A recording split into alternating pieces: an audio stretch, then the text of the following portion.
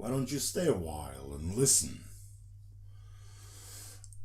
I thought I would tell you more about the gods this time.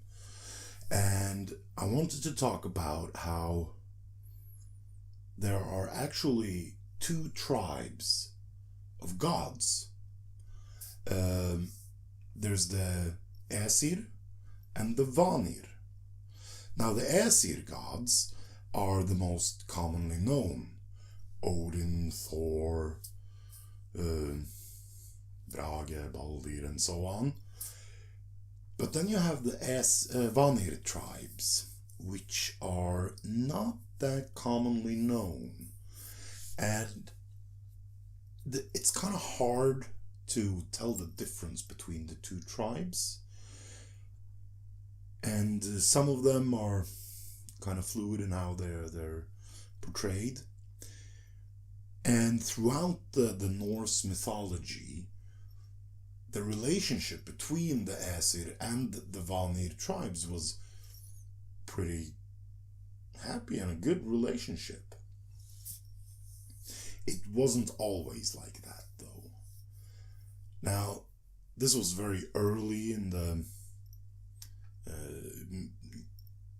chronology of the mythology, and it was before Freya, who is a Vanir, joined the gods in Asgard. Now, Freya, she is a powerful practitioner of the magic that they called Seder. And as practitioners of Seder used to do back then, is that they walked from village to village and offered their craft, their powers. Now, eventually, Freya came to Asgard, where she met the Aesir gods. Now, the Aesir gods, they're very loyal, they're bound to law, honor, very big for them. But they found that by using Freya's abilities, her penchant for Seder, things got so much easier and quicker, and they could get so much more things. So their principles got almost corrupted. And when they realized this, they became furious. They actually tried to kill and burn Freya 3 times. But each and every time, she rose from the ashes, reborn. All this culminated in a war between the Aesir tribe and the Vanir tribe. Now, the Aesir tribe, they live in Asgard, and they relied on their warfare with weapons and bravery and strength and tactics and so on. The Vanir tribe, however, utilized their magic, their Seder, their subtle arts of the magical crafts.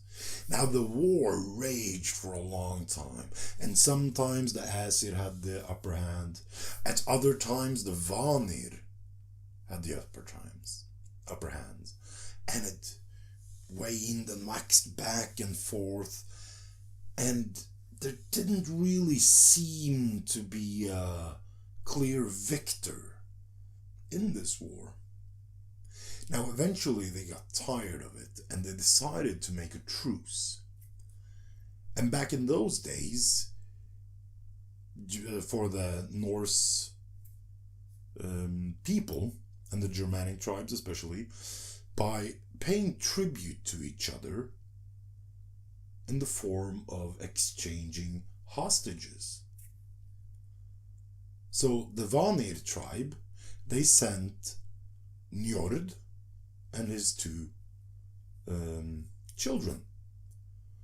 And Njord is a god of the sea, in riches and a lot of other things, but mainly he is tied to the ocean and wealth.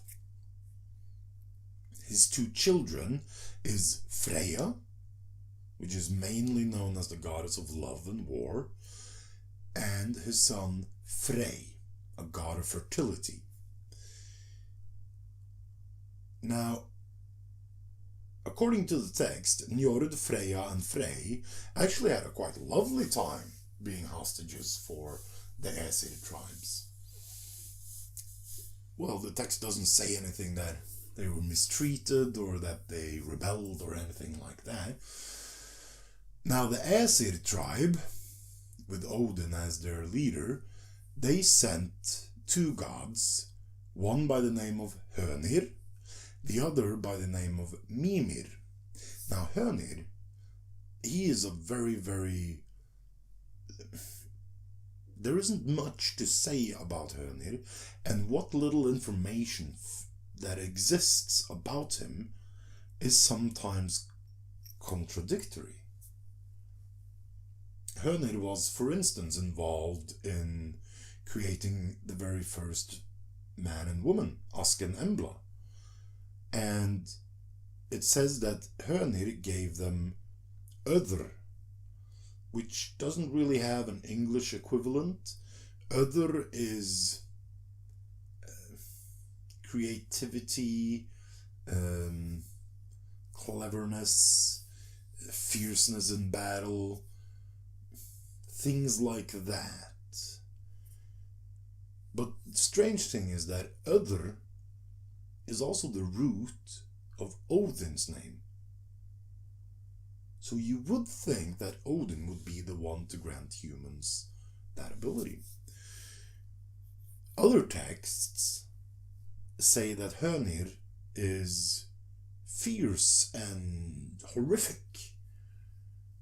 But the text I'm thinking about now, from Snorre's Edda, says that he was very handsome. Mimir, as you might know, is a god of knowledge and wisdom, and it is actually him that had the well where Odin drank from to gain all the wisdom of the world. That's another story, and I promise I will get to that. So the Aesir tribe, they sent Hönir and Mimir as hostages to the Vanir tribe, and they lived in Vanaheim.